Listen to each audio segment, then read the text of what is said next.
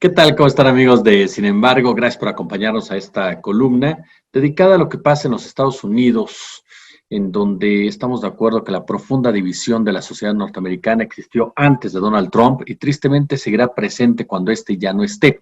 Miente, miente, miente, que algo quedará. Mientras más grande sea una mentira, más gente la creerá.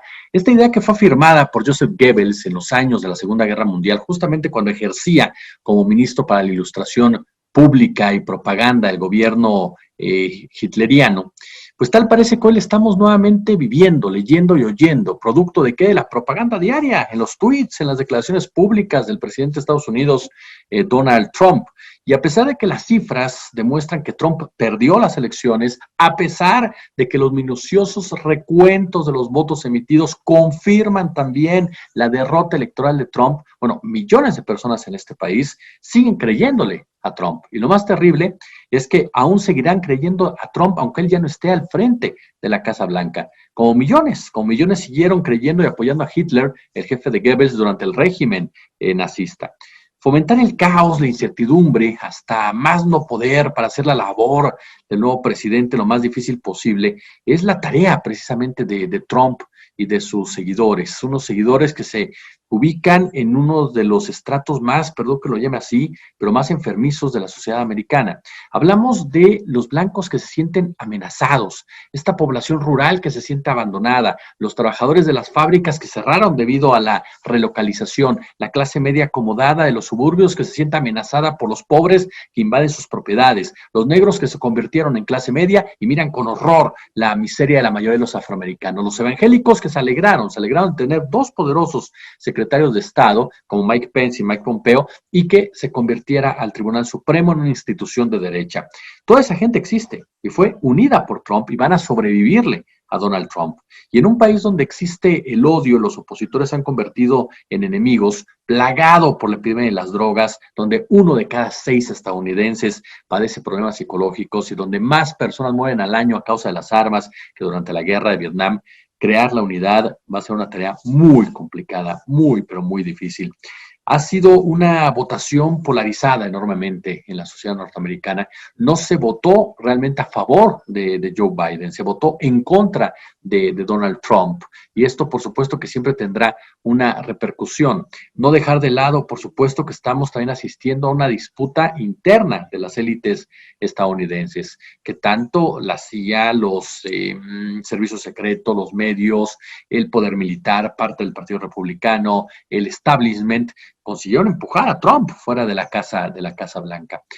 Los imperios no se desbaratan a causa de una única razón, ya sea una guerra perdida o una crisis económica o una peste, no, es un proceso de degradación, de derrota tras derrota tras derrota. Y muchos de los problemas que enfrenta Estados Unidos y que muestran la caída del imperio norteamericano son sistémicos. Son problemas ya sistémicos. Hablamos de, obviamente que podemos culpar a Trump de alimentar las tensiones raciales, de ayudar a los nacionalistas blancos, pero la brecha económica en términos raciales va más allá de su mandato. La brecha que hay entre la riqueza de hogares negros, hogares blancos y hogares latinos revela los efectos acumulados precisamente de la desigualdad y la discriminación, así como unas diferencias de poder y de oportunidades que se remontan al nacimiento literal de los Estados Unidos y que nadie ha tratado de resolverlo.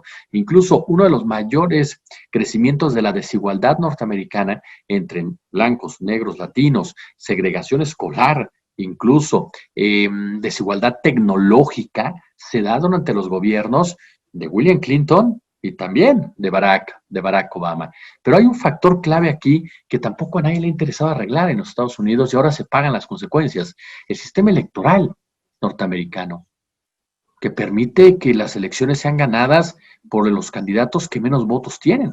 Ya pasó 2 veces en este milenio, en el 2000 con George Bush Jr. y en el 2016 precisamente con el señor Donald Trump. Y lo mismo ocurre en el Senado.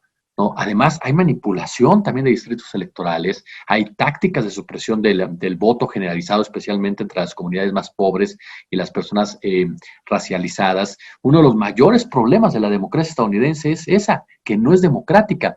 Y algunos de los azotes, insisto, que aquejan a Estados Unidos son tan antiguos como la esclavitud en estas tierras. Estamos hablando de 400 años, no de 4. Estados Unidos, referente del liberalismo y posteriormente del neoliberalismo, presenta siempre en la política, en la economía, en la cultura, entre otros elementos, desde un prisma de engaño. Solo resalta lo que redunda en su beneficio, ¿no? En el beneficio de la imagen, de la práctica de su sistema de vida. Pero la violencia racial, el nulo acceso a la salud de 40 millones de estadounidenses, el racismo, las fallas estructurales del sistema político son totalmente minimizadas. Esa es la realidad. Hoy, lamentablemente, Estados Unidos es víctima del propio Estados Unidos, de las propias élites que los han gobernado durante tantos y tantos años, olvidándose precisamente de la gran mayoría. Donald Trump tiene que ir a la cárcel después de incitar lo que incitó, pero ¿qué pasará después de Trump? Porque Trump se va, pero el trumpismo se queda. Como siempre, un gusto, como siempre, un placer.